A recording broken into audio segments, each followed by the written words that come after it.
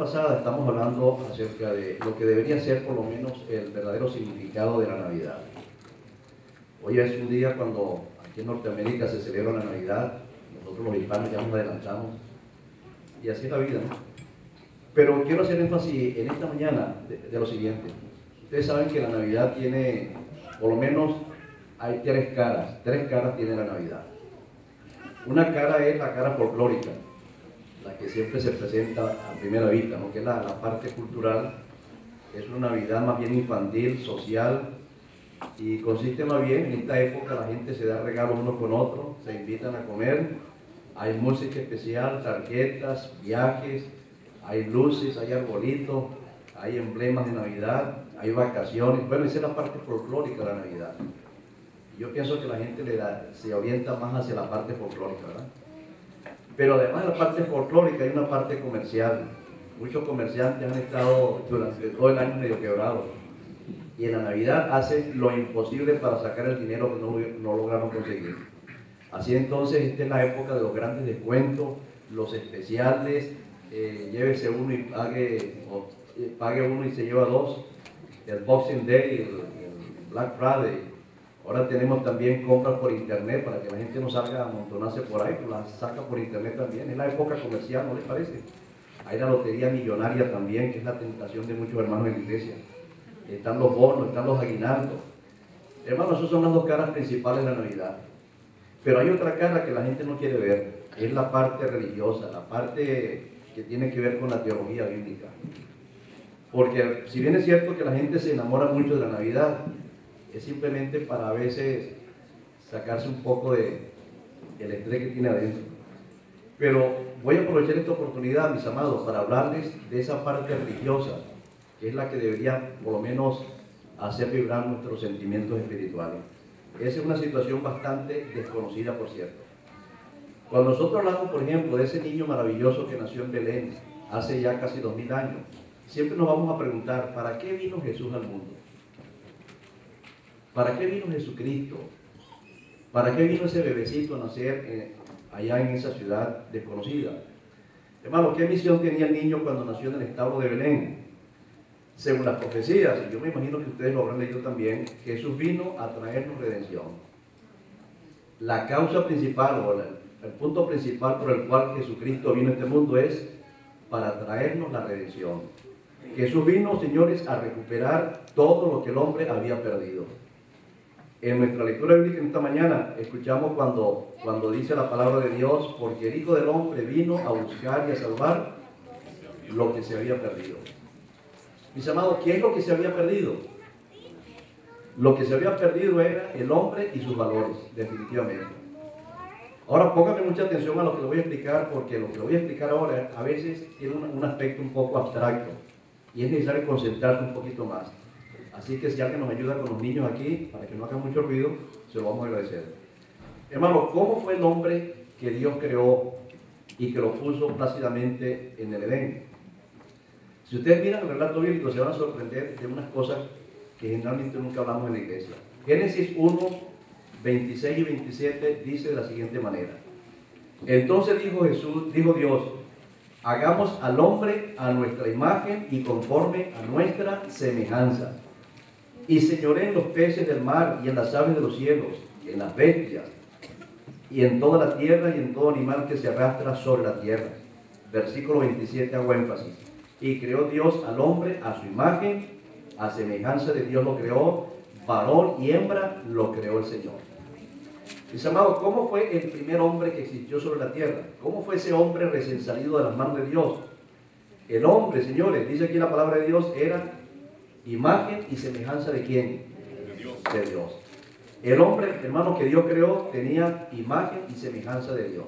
¿Cómo podemos nosotros interpretar este asunto? ¿Qué cosa es la semejanza y qué cosa es la imagen? Yo encontré en Patriarcas y Profetas, en la página 25, una declaración que para nosotros es sorprendente. Y el mundo evangélico no lo acepta. Pero hermano, miren lo que dice. El hombre había de llevar la imagen de Dios, tanto en semejanza exterior como en el carácter interior. Según el don de profecía, ¿cómo fue ese primer hombre que Dios creó? tenían semejanza de Dios en forma externa y en forma interna con respecto al carácter. Entonces ahí es donde surge una cantidad de preguntas que nosotros no estamos en capacidad de responder ahora. ¿Tiene Dios ojos? Pero la Biblia habla de los ojos de Dios. ¿Tiene Dios mano? En muchos versículos dice que la mano de Dios ha guiado a su pueblo. ¿Tiene Dios oídos? El Señor escucha nuestras oraciones. Entonces, hermanos, Adán y Eva en cierto momento representaban o reflejaban lo que es la imagen externa e interna del carácter de Dios. Pero déjenme decir una cosa más. Según el libro de los Salmos, Adán no era 100% parecido a Dios. Ahí es donde comienzan las dificultades teológicas entre nosotros los adventistas y muchas corrientes evangélicas. Nosotros aceptamos que Adán no era 100% parecido a Dios por lo siguiente. Y no lo estamos inventando. Dice ahora el Salmo 8, versículos 3 al 6. Decía el salmista David: cuando veo tus cielos, obra de tus dedos, y miro también la luna y las estrellas que tú formaste, digo, pero ¿qué es el hombre para que tengas memoria de él, y el hijo del hombre para que lo visite? Ahora miren lo que dice el versículo 5, escuchen: les has hecho poco menor que los ángeles. ¿Entendieron? Y los coronaste de gloria y de honra. Le hiciste señorear sobre las cosas de tus manos. Todo lo pusiste debajo de sus pies. Si realmente, hermano, el hombre era 100% perfecto, ¿y cómo dice aquí entonces que era poco menor que los ángeles? Donde llegamos a la conclusión de que realmente Adán no era 100% parecido a Dios. Y ya se lo voy a explicar de otra manera. Porque la distancia entre Dios y Adán era una distancia hipotéticamente abismal. En el siguiente sentido, el hombre era carne, salido del polvo de la tierra. Pero Dios no tuvo principio ni fin. En ese sentido, entonces, Dios es superior. Adán no era todopoderoso. Adán no era omnipresente, tampoco era infinito ni tampoco eterno. Entonces, hermanos, ¿en qué sentido se parecía el hombre a Dios? ¿En qué sentido se parecía? Porque él después dijo que se parecía en forma externa e interna. En lo siguiente, hermanos: Adán y Eva reflejaban la belleza y la nobleza de Dios. ¿Reflejaban qué cosa? La belleza y la nobleza de Dios. Vuelvo otra vez al don de profecía. Historia de la redención, un libro que casi nunca nadie lo lee. Historia de la redención, la página 20. Miren, hermano, con qué belleza describe el don de profecía, cómo fue ese primer hombre que Dios creó. Entonces dijo Dios a su hijo: hagamos al hombre a nuestra imagen. Y cuando Adán salió de las manos de su creador, era de noble talla y hermosamente simétrico. ¿Entendieron? Era de noble talla y hermosamente simétrico. Era bien parecido, y su estatura era un poco más del doble de los hombres que hoy habitan sobre la tierra. Un poco más del doble de la estatura normal. Ahora, según las estadísticas y según los estudios que se han hecho, ¿cuál es la estatura media del ser humano? Por lo menos en el hombre es de unos 75 aproximadamente. Y dice el don de profecía que la talla de Adán normalmente era 2 metros, o por lo menos 2 veces más de lo normal. O sea, me diría cuántos aproximadamente. Los matemáticos no están, deberían pasar, o por lo menos estar rayando cerca de los 3 metros. ¿Han visto ustedes, hermano, una persona de 3 metros? Pero, señores, según la Biblia, ese era el modelo original que Dios creó. Sigue diciendo: sus facciones eran perfectas y hermosas. Su tez no era blanca ni pálida, sino sonrosada y resplandecía con el exquisito matiz de la salud. Y ahora oigan cómo el don de profecía describe a Eva. Eva no era tan alta como Adán. Su cabeza se alzaba algo más arriba de los hombros de él. También era de noble aspecto, era perfectamente simétrica y extremadamente hermosa. Oye, hermano, la Eva que vamos a ver en el cielo va a ser un espectáculo, ¿saben? Bueno, la inocente pareja no usaba vestiduras artificiales. Estaba revestida de un velo de luz y el resplandor del mismo que Dios le había dado a los santos. Dice, amado, esto es más o menos, palabras más, palabras menos, lo que describe la Biblia y el don de profecía acerca del primer hombre y la primera mujer que habitaron en este planeta. Pero volviendo a nosotros lo que estábamos diciendo al principio, ¿para qué vino Jesús a este mundo? ¿Por qué ese niño tuvo que nacer en Belén en una forma tan humilde? Para que mediante su humildad y su mansedumbre se pudiese recuperar lo que el hombre había perdido.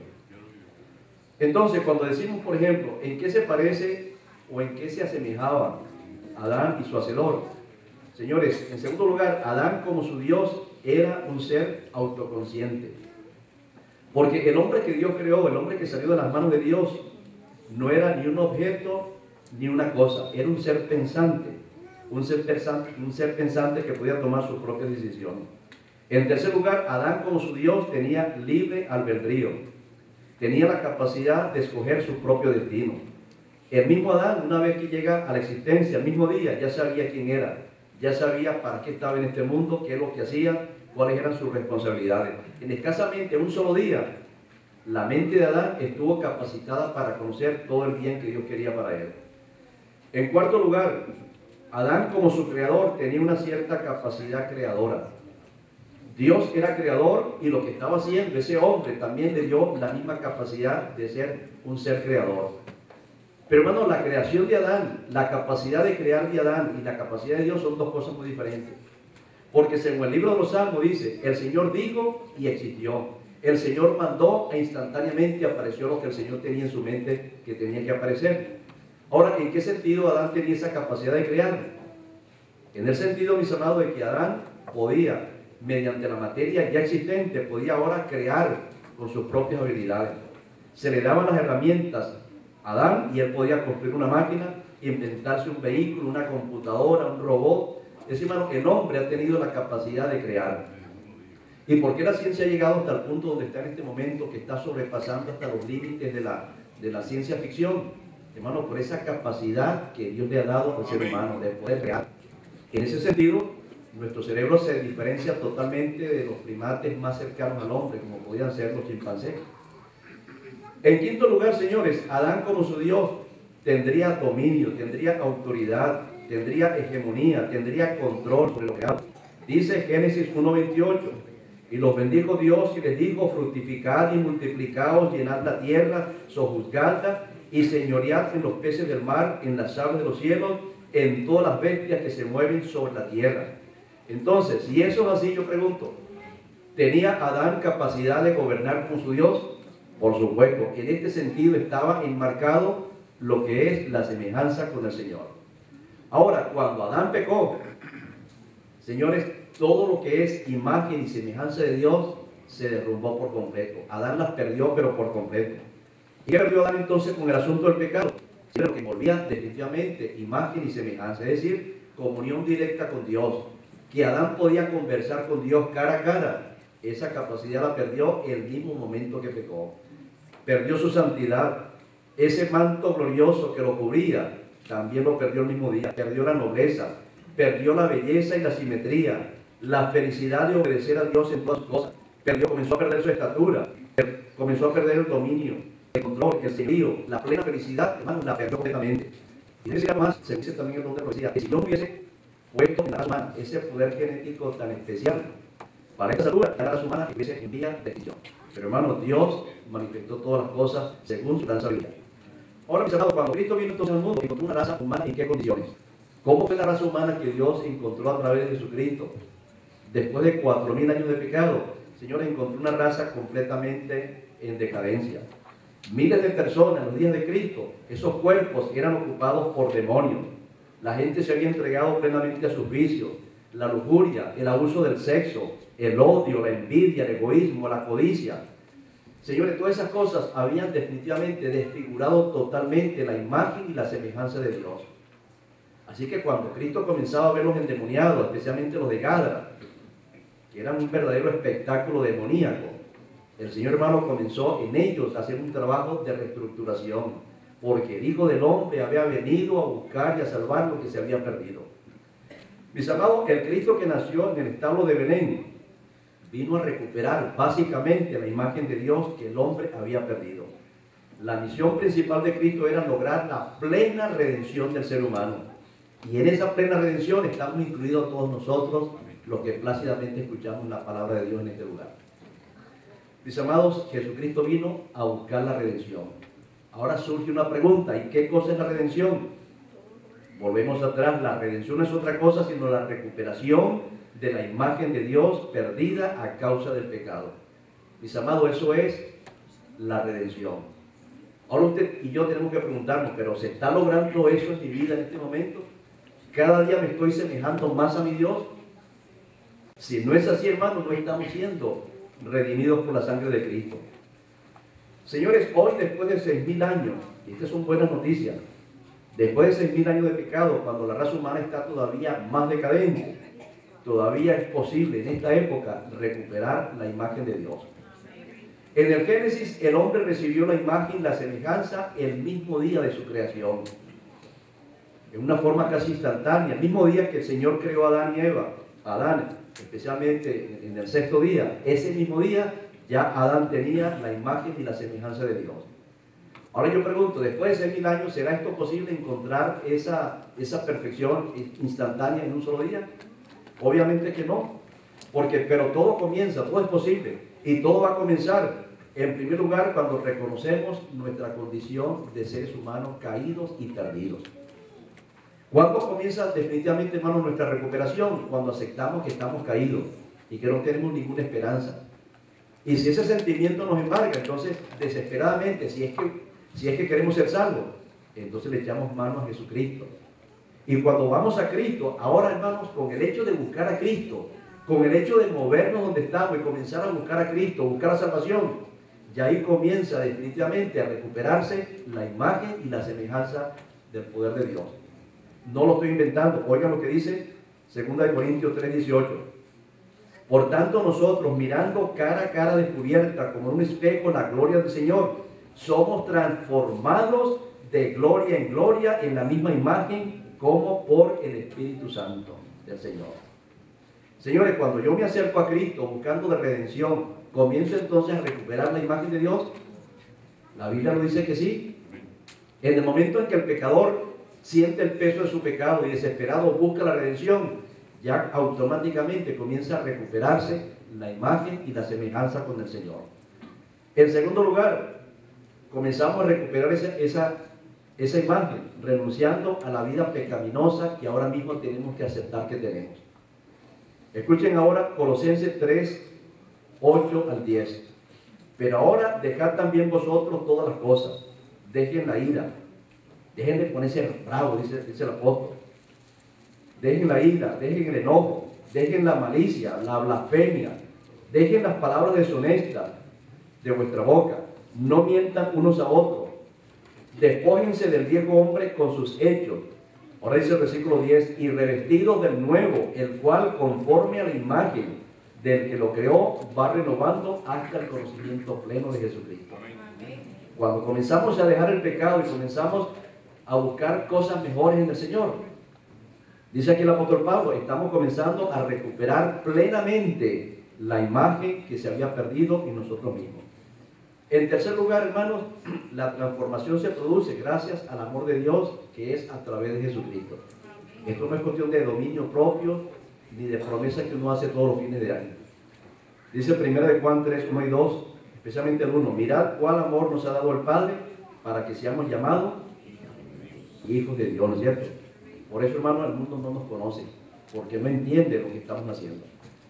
Ahora, en cuarto lugar, al convertirnos a Cristo, el proceso de recuperación de la imagen comienza a acelerarse y se va a acelerar de una forma tan grande que llega a ser la perfección del cristiano. Miren lo que dice ahora, pues escuchen 2 Corintios 5:17, de modo que si alguna hora está en Cristo, ¿qué dice ahora?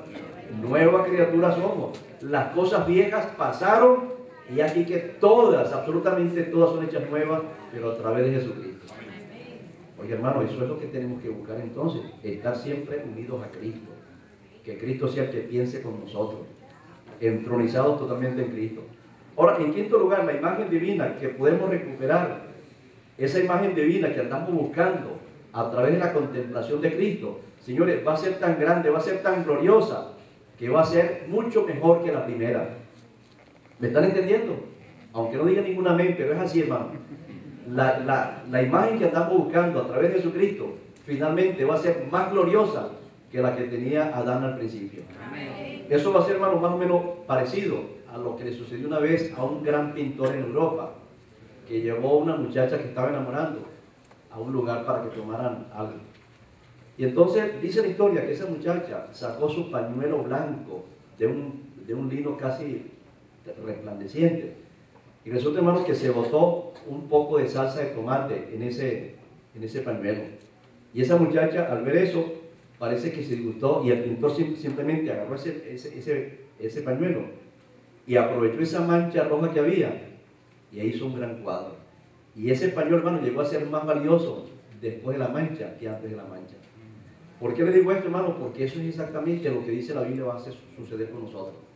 Ahora mismo no somos nadie, absolutamente nada. Hemos perdido gran cosas en el Edén. Señores, pero cuando la redención termine, las cosas van a ser más gloriosas que como fueron al principio. ¿Y saben por qué? Porque lo dice el Señor. 1 de Juan 3:2. Amados, ahora somos hijos de Dios y aún no se ha manifestado lo que hemos de ser. Pero sabemos que cuando Él se manifieste, seremos ahora semejantes a Él, porque le veremos tal como Él es.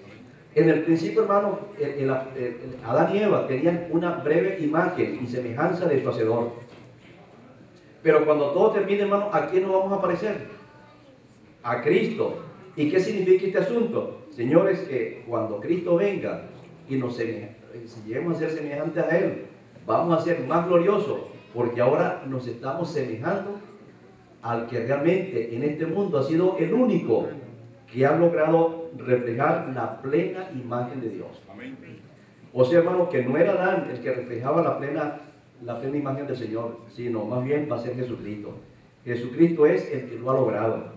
Hebreos 1:3, miren las palabras hermosas como lo dice el apóstol Pablo. El cual, siendo el Señor Jesucristo, el resplandor de su gloria y la misma imagen de su sustancia, en quien sustenta todas las cosas con la palabra de su poder, habiendo efectuado la purificación de nuestros pecados por medio de sí mismo, se sentó a la diestra de la majestad en las alturas. Cuando el Señor venga, hermano, ¿a quién nos vamos a asemejar? ¿A quién? A Cristo. ¿Y quién es Cristo? La misma imagen y semejanza y sustancia del Dios Todopoderoso. Entonces, hermano, si esto es así, la redención va a ser mucho más hermosa, va a ser más gloriosa que la misma creación, porque ahora sí, la imagen de nuestro Creador va a alcanzar la plenitud que no tuvo al principio. Mis amados, cuando el pecador se convierte a Cristo, entonces pasa de la imperfección ¿a qué cosa? A la perfección. Cuando nosotros nos convertimos a Cristo, señores, pasamos de la ignorancia a la verdadera sabiduría. Salimos de las tinieblas a la luz verdadera. Y por esta razón, oigan esto lo que voy a decir ahora, y gracias a Dios que nos están viendo en todas partes del mundo, porque esto lo que voy a decir es un poquito delicado. Por esa razón, ningún cristiano puede pertenecer a la masonería y mucho menos a los movimientos rosacruces. ¿Me están escuchando? Un cristiano jamás podría aspirar a llegar a ser masón o rosacruz, porque hermanos, cuando uno se hace masón, le digo porque yo casi llego, no sería pastor adventista si no fuera masón, pero el Señor de alguna manera me sacó. Aquí está la hermana Eva, que también estaba en la vida de los rosacruces, hasta vio en un espejo las caras que supuestamente vivió en vidas anteriores. Pero hermano, el Señor nos sacó de las tinieblas a la luz admirable. Nos sacó de la ignorancia a esa verdadera sabiduría.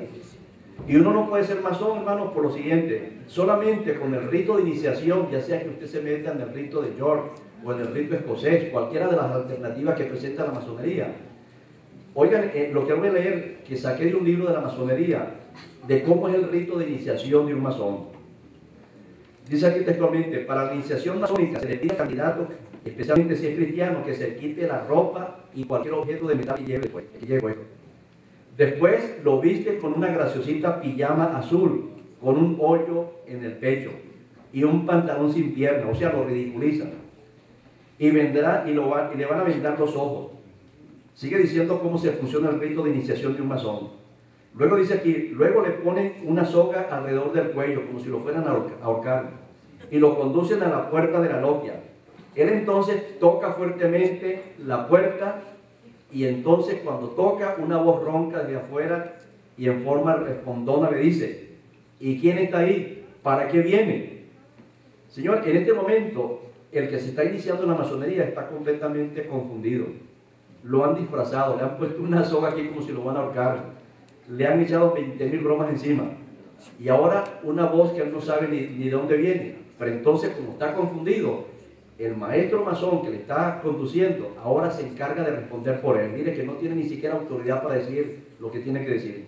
Ahora, el que lo va acompañando dice lo siguiente: yo soy el señor X, quien ha estado mucho tiempo en la oscuridad. Oigan esto: he estado mucho tiempo en la oscuridad y ahora desea ser conducido a la luz verdadera y recibir una parte de los derechos y beneficios de la venerable logia erigida a Dios y dedicada a los santos Juan, como todos los hermanos y compañeros lo han hecho antes.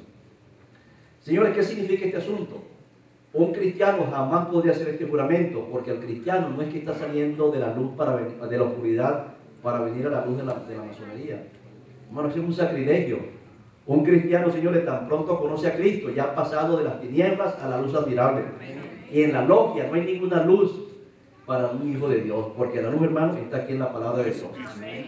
Y mucho menos cuando se dice, o mendigando que lo acepten en una logia que ha sido erigida o ha sido levantada hacia los santos Juan. Yo me quedé pensando, ¿por qué dice santos Juan? ¿Por qué no dice San Juan? Porque para ellos, señores, es muy importante San Juan el Bautista y San Juan el que escribió el libro del Apocalipsis. Nosotros, hermanos, no estamos acudiendo a ningún Juan, estamos acudiendo es a Jesucristo, el que trajo a este mundo la luz verdadera. Amén. Señores, entonces no podemos nosotros blasfemar el nombre del Señor con un juramento masónico, ni Rosacruz, porque ya el Señor nos ha sacado.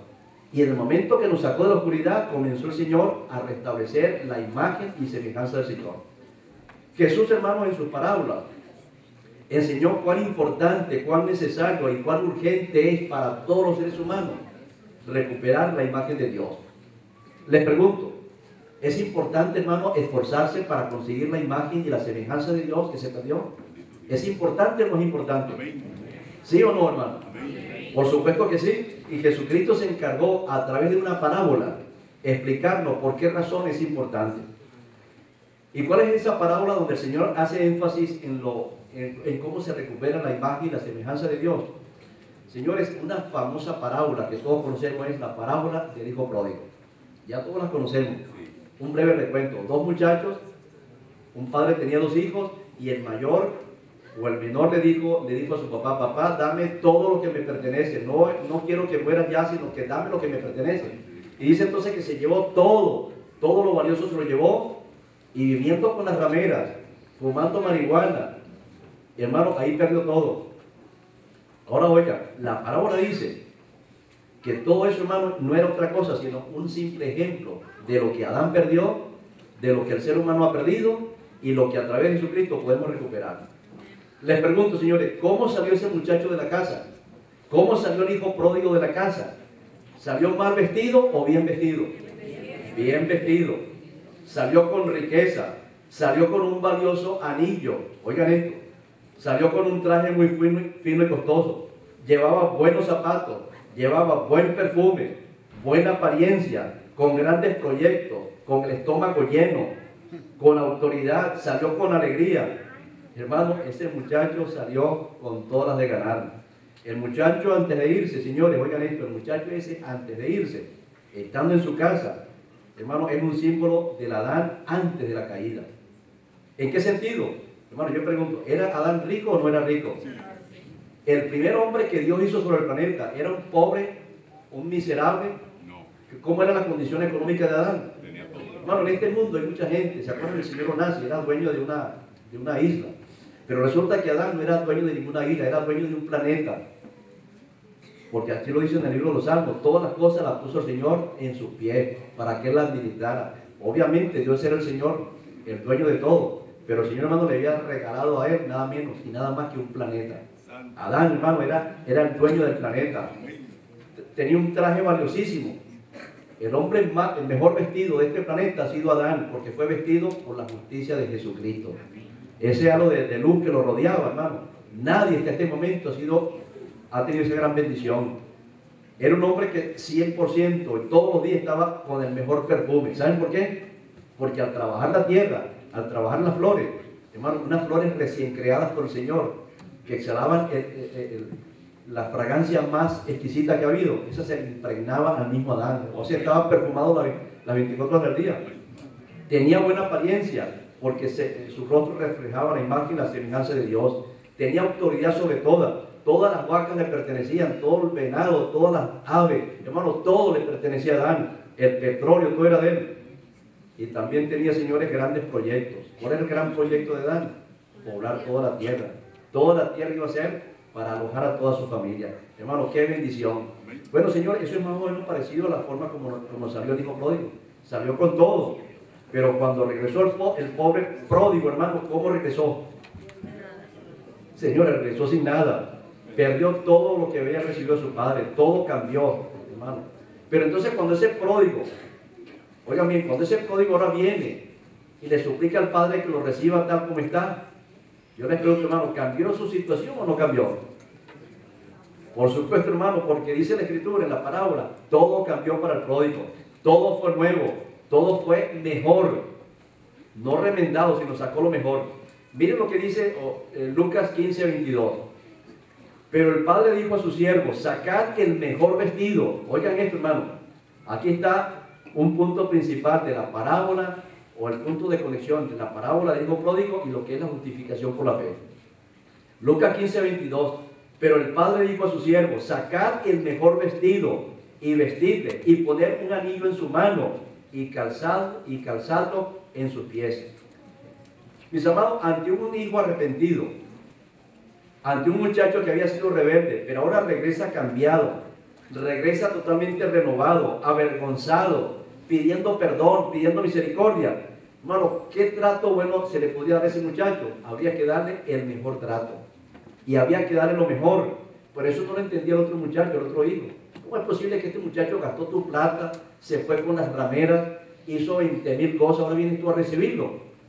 Pero ¿qué dijo el papá? Bueno, hijo, pero es que este hijo estaba perdido, ahora lo he recuperado. Hay que contentarnos con esto. Así, hermano, que dijo entonces que había que darle lo mejor. Y entonces, hermanos, yo les pregunto, ¿qué fue lo primero que sacó el papá para ese muchacho? ¿Qué es lo primero que menciona la parábola? Repito, Lucas 15:22. Pero el padre dijo a sus siervos, sacad el mejor vestido y vestidlo. Señores, ¿qué es lo primero que hay que hacer con el pecador? Vestirlo. ¿Vestirlo de qué cosa? Señores, hay que poner la justicia de Cristo, porque si no, seguirá siendo desnudo. Hay que poner el mejor vestido. ¿Y cuál es el mejor vestido entonces? Repito. La justicia de Cristo. ¿Lo dice la Biblia? Amén. ¿Lo dice la Biblia, sí o no? Amén. ¿Y dónde lo dice? Es otro cuento, ¿no? Romanos 13:14 dice, vestidos del Señor Jesucristo. Recuerden, Romanos 13:14, vestidos del Señor Jesucristo. Y Efesios 6:11 dice, vestidos de toda la armadura de Dios, para que definitivamente puedan soportar las acechanzas del enemigo. También dice repetidas veces en el libro del Apocalipsis, que los santos de Dios, al aceptar a Jesucristo, ya han sido vestidos de vestiduras blancas, de lino fino, puro, blanco y resplandeciente, que es la justificación de Jesucristo. ¿Está claro hasta aquí, hermanos? ¿Sí o no? Entonces, hermanos, oigan lo que dice ahora la parábola. El padre tenía el vestido, ¿en dónde? Lo tenía guardado. Oigan esto, hermano, lo tenía guardado.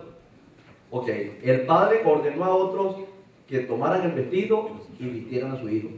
¿Me están captando la idea? Me está dando la impresión, hermano, que el padre no es el que vistió al hijo. El hijo no fue el que tomó el vestido y se lo puso. Entonces, hermano, ¿cómo se logró vestir este muchacho? Dice ahí, le dijo a sus siervos, traigan el vestido y vístanlo. El papá no lo hizo, el muchacho tampoco lo hizo. Hermano, ¿qué significa esto para la iglesia? Señores, oigan lo que voy a decir ahora. En el plan de la salvación, en el hecho de compartir la justicia de Cristo, todos estamos involucrados. Cuando ese muchacho llegó, hermano, ese muchacho llegó desnudo, había que vestirlo. ¿Y quién lo vistió? El Señor proporcionó el vestido, pero señores, los siervos lo ayudaron a vestirse. Esto significa, hermano, que todos los pródigos, todos los pecadores, todos los que vienen a los pies de Cristo necesitan que los creyentes les ayuden a vestirse. ¿Me están entendiendo? Es nuestra responsabilidad como iglesia ayudar a aquellos que han venido al seno del Señor para que también se vistan de la justicia de Cristo. Esto significa, mis amados, que hay que ser pacientes con todos los que vienen a la iglesia. Todo aquel que viene como visita, señores, hay que tener paciencia. Yo siempre recuerdo una forma muy bochornosa, por allá por los años 60, 65, 70, cuando estaba muy de moda el asunto de los hippies y las muchachas en pantalones todo el tiempo. Recuerdo que una ciudad en Venezuela hizo una campaña y por primera vez, hermano, aquella iglesia se estaba llenando especialmente de jovencitas. Yo no sé, que estaban muy jóvenes, pero esas muchachas vinieron. Yo no creo que era por mí, por supuesto, pero esas muchachas estaban entusiasmadas con Cristo. Pero resulta, hermano, que casi todas las muchachas venían en pantalones. Y recuerdo, hermano, tanto la lucha de nuestros ancianos, nuestros diáconos. En pantalones nadie viene a la iglesia. Y, hermano, le hicieron la vida tan imposible en las 2 primeras noches que drásticamente mermó la asistencia. No hubo forma ni manera de aquellos ancianos y diáconos y hermanos fanáticos entendieran que es mejor que tienen pantalones en la iglesia, pero que no sigan en el mundo. Estando con sus pantalones en la iglesia, de alguna manera el Espíritu Santo puede impresionar su corazón. Estando aquí en contacto con el Espíritu Santo, en contacto con la palabra de Dios, pudieron, hermanos, haber cambiado su vida. Pero para estas personas era más importante el vestido que las almas por las cuales Cristo había venido a morir. Señores, y no sé cuántas personas se perderán para siempre por ese acto, pero nosotros como cristianos estamos en la obligación de ser tolerantes con los que todavía no conocen la palabra de Dios. Tenemos que mostrarnos muy familiares con los que llegan a la iglesia. Tenemos que ser amistosos. Señores, tenemos que ayudar a la gente a recuperar el autoestima que lo perdieron en el mundo. Esa es parte de la imagen del Señor. Tenemos nosotros que tener paciencia con ellos, fortalecer su fe. Hay que tener consideración con los que llegan al Señor. Hay que apoyarles. Señores, esa es la parte que Dios nos ha dado en la recuperación de la imagen y la semejanza del Señor. Amén. Ahora, dice Lucas 15:22, y otra cosa dijo el padre que había que ponerle. ¿Qué más? Además del vestido, hermano, ¿qué necesitaba ese muchacho? Necesitaba su anillo, porque salió con su anillo, pero resulta que tuvo que empeñarlo para poder comer, y lo perdió, no lo pudo recuperar. Poner un anillo en su mano. Mis amados, en la antigüedad, los reyes tenían un anillo, y con ese anillo, ¿qué es lo que hacían los reyes? Hermanos, generalmente en ese anillo estaba el sello de autoridad del rey. Tener un anillo en ese tiempo entre los reyes era tener la plena autoridad. Entonces los reyes, cuando había un estatuto, leyes, estatutos, cualquier documento legal, había que firmarlo con el anillo. Mis amados, ese anillo era un símbolo entonces de 3 cosas: de nobleza, de autoridad y de distinción. Los cristianos o las personas del mundo que vienen a la iglesia y aceptan a Jesucristo, necesita, hermanos, que se les trate también como verdaderos hijos de Dios. Amén. Ahí está su realeza. Pero también necesitan autoridad, porque generalmente a veces nosotros absorbemos toda la autoridad en la iglesia y no dejamos que nadie hable, que nadie opine, sino más bien como una especie de dictadura que tienen algunos dirigentes, ¿verdad? Entonces, pero no todo el tiempo las personas que son visitas van a estar todo el tiempo abajo, ¿no? Sin poder opinar. Ellas necesitan expresarse, necesitan, hermano, autoridad, necesitan una cierta distinción. Ahora yo les pregunto, hermano, porque voy a hacer estas aclaraciones porque alguno a lo mejor va a estar diciendo, bueno, aquí se justifica el buen anillo que tengo yo. El pastor lo está diciendo, que necesitamos ese anillo. Pero, hermanos, yo les digo ahora, ¿cuál es el anillo verdadero de los hijos de Dios? ¿Cuál es el verdadero anillo de los hijos de Dios? Señores, la obediencia a los mandamientos, ¿verdad? Porque el anillo es un sello de distinción, es un sello de autoridad, es un sello, hermano, que nos mantiene en contacto con el Creador. La obediencia a los mandamientos, por eso el Señor sella a los hijos con los estatutos de la ley. También, hermano, el Espíritu Santo dice en 2 Corintios 1:22, el cual también nos ha sellado y nos ha dado las arras, los anillos del Espíritu en nuestro corazón. O sea, no aboca en ningún momento la Biblia para usar todo tipo de sortijas, ¿no? Porque hay personas que tienen sortijas en todos los dedos, ¿no? Una de graduación, una de cumpleaños, una de noche, una de compromiso. Y no les alcanza, entonces siguen para las orejas. Y tampoco les alcanza y lo tienen en la boca, y en el estómago, y en todas partes. Pero el Señor dice en la Escritura que nosotros hemos sido sellados con las arras del Espíritu, que es el Espíritu Santo, que nos mantiene en contacto con las cosas que son del Señor. Efesios 4:30 dice, y no contristéis al Espíritu Santo de Dios, con el cual fuiste sellado para el día de la redención. ¿Cuál es entonces, hermano, nuestro anillo verdadero, nuestro sello de autoridad? Andar en el Espíritu. Porque dice el Señor, y el que no tiene el Espíritu de Dios, el tal no es de él. Entonces, hermano, necesitamos ser reafirmados en las armas del Espíritu, que es el Espíritu del Señor. Amén. ¿Qué más, hermanos, había que poner a aquel muchacho que estaba llegando? Para que recuperara lo que había perdido ese muchacho, ahora se necesitaba lo que es el versículo 22, la última parte. Y póngale también, no solamente el vestido, no solamente pongan el anillo, ¿qué más había que ponerle? Y póngale calzados en sus pies. Oye, hermano, el Señor está pendiente de todo lo que nosotros necesitamos. El pródigo ahora, hermano, en la casa del Padre necesitaba caminar derecho. Oigan esto, señores. Vino descalzo, y cuando uno está caminando descalzo, oye, hermano, por la piel es tan sensible que uno anda medio raro por ahí caminando de un lado para otro como los borrachos. Pero cuando ya llega el verdadero calzado, ahora se espera que como estamos calzados, ahora caminemos derecho, caminemos con confianza, con autoridad, sin resbalones. Señores, los zapatos en la antigüedad es lo que daba distinción entre los que realmente eran dueños o hijos de dueños o hijos de esclavos. Porque supuestamente lo que yo he leído del Antiguo Testamento en cuanto al calzado es que solamente la gente real, la gente de alcurnia, la gente de poder, le daba zapatos a sus hijos. ¿Cómo se distinguía el hijo de un noble al hijo de un esclavo? Es que los hijos de los esclavos no tenían zapatos. Mis amados, el mundo necesita ver que si realmente estamos recuperando la imagen de Dios, necesita el mundo ver que ahora somos cristianos totalmente diferentes. Los cristianos, hermanos, no andamos en griterías, ni en lascivias, ni en desórdenes, sino en los caminos del Señor. Conclusión, señores, Jesús vino a este mundo a recuperar la imagen de Dios en el hombre. Esa imagen, hermano, es indispensable, porque algún día el Señor va a volver a este mundo. Y solamente los que tengan la imagen de Dios y la semejanza van a ser los únicos que podrán ver a Jesús cara a cara. Si no estamos vestidos, hermano, de la justicia de Cristo, nadie podrá ver el rostro del Señor cuando venga. Por eso dice Jesucristo allá en el Sermón del Monte, bienaventurados los de limpio corazón. ¿Por qué?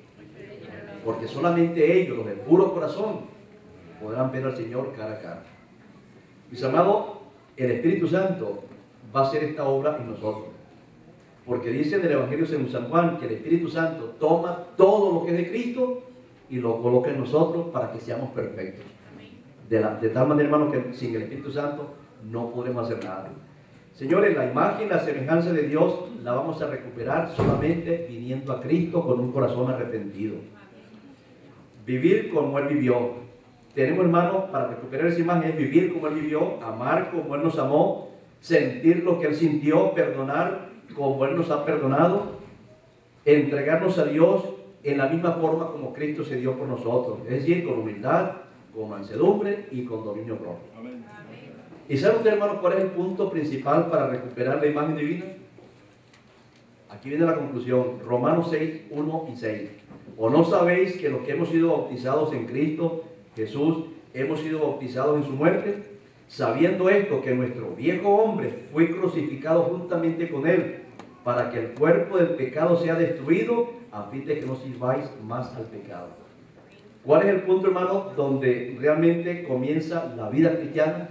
Comienza a definirse la imagen de Dios en el hombre. ¿A través de qué cosa? Del bautismo. Por eso, hermano, en esta mañana, para mí es un grato placer presentar a la hermana Mirti y la hermana Clara Barzola, que son las hermanas que hoy han decidido en plena Navidad venir al Señor para que la imagen de Cristo sea reproducida en su propio carácter. Voy a pedir a Mirti que se ponga en pie y la hermana Clara Barzola para que los hermanos le conozcan. Bueno, Clara ya la conocemos hace rato. Son dos hermanas por las cuales hemos estado orando bastante. Hemos estado orando muchísimo por Clarita, pero al fin, hermano, Clara, gloria a Dios. Dios te ha ayudado, Clara, y al fin, hermano, en esta Navidad le estás entregando tu corazón al Señor. Amén. En este día comienza la imagen de Cristo a reproducirse en su propio carácter. Amén. Que Dios les bendiga y les dé una excelente vida nueva en Cristo Jesús. Amén. Hermanos, tengan todos un feliz día de Navidad también. El Señor nos acompañe. Nuestros hermanos, nuestros amigos que nos miran a través del internet, pues les deseamos muchas bendiciones también. Y Dios nos ayude a todos para que a través de Jesucristo esa imagen inmaculada de Cristo sea reproducida en su pueblo, en nosotros en forma personal. Que Dios nos acompañe.